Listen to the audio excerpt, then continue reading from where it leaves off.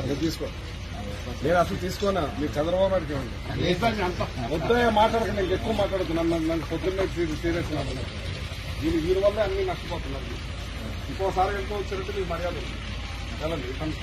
దుర్మార్గం. తీసుకో.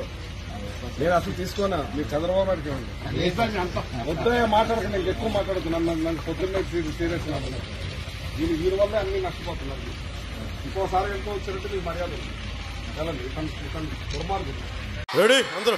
అరాచకం ఆగాలంటే ఈ ప్రభుత్వం మారాలి. జనం బాగుండాలంటే జగన్ పోవాలి. జనం బాగుండాలంటే